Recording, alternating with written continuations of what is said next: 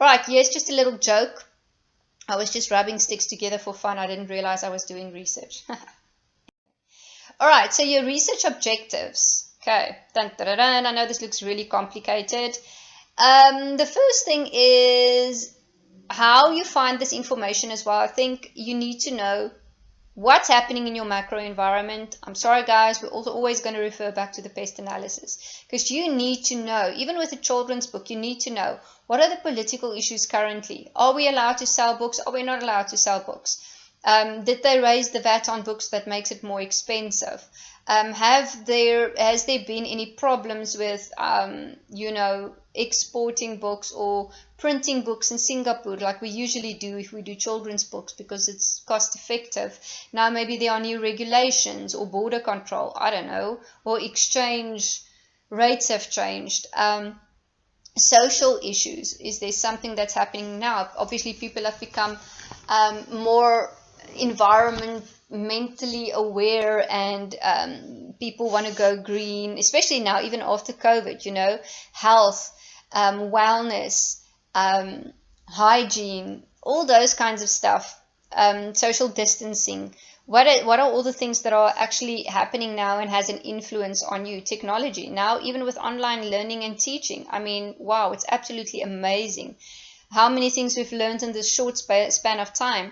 But then in terms of content generation, now that people are moving more towards a digital sphere, where do you fit in? Where does your books fit in? Does that mean that you have to change format? What are people preferring? What is actually happening in the macro environment that basically pushes you to do more things online? I'll send you another case study of another little short a cookbook that was produced by a friend of mine, and she did this now, and it's like for $50, and it helps you to prepare meals with the basic ingredients that you have available in your house during lockdown, which I think is very interesting.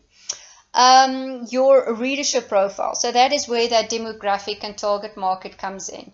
What is it that they like? What don't they like? What is the demographic like? Where can I find them? Your competitor profile.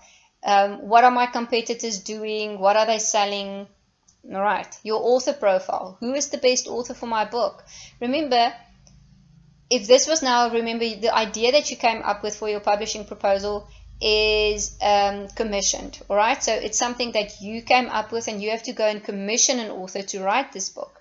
So in order to do that, you need to know what kind of authors are out there and what kind of works are they producing. If I know this is a fantastic children's book author and I like the tone in her voice, or I like the fact that she uses multicultural themes and interesting, she has an interesting humorous tone that I love to, educate kids about important or serious matters, I'll go for that author. But you have to go and actually research and see. That's another thing that you can get from the competitor analysis, is to basically see what are my competitors doing and which authors are publishing with what publishing houses, so that I can know this would be a good author or that would be a good author. All right. And then a SWOT analysis of your book is also always a very good idea.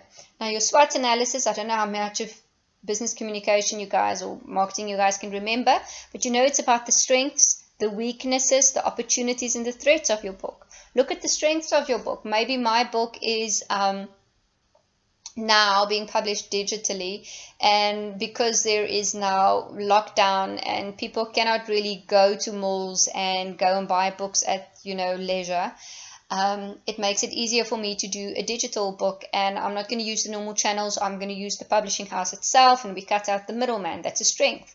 The weakness may be that not all people have digital devices, and it's a cookbook and people don't necessarily want to read it on a digital device. They prefer a hard copy. So your weakness may be that, and your weakness may be that there are other competitors doing exactly the same thing. Once again, there are the opportunities as well. Like this specific cookbook that I used as a case study or an example that I'll put on ClickUp as well for you guys, is the fact that it's using this whole social and environmental dilemma about COVID-19 and people being in lockdown, and looking at ingredients that are in your home but to create super duper meals that you wouldn't have necessarily thought of before. So that's an opportunity, using a bad situation for something good. The threats could be, as I said, new competitors also actually entering the market, thinking of exactly the same idea, because I'm sure there are many other cookbook publishers and authors who are doing exactly the same thing. Maybe not in the exact creative way that you're doing it, but there are maybe more competitors.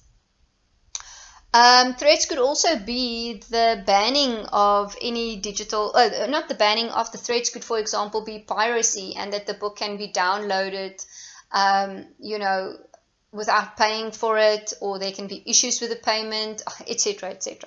But those will always be there, all right? So it's always good if once you've done most of your work for section A and section B, and you do now section C, think about the SWOT analysis about your book. You need to be able to tell me what are the strengths, the weaknesses, the opportunities, and the threats of your book, because that will help you also determine what makes your book unique or better than others.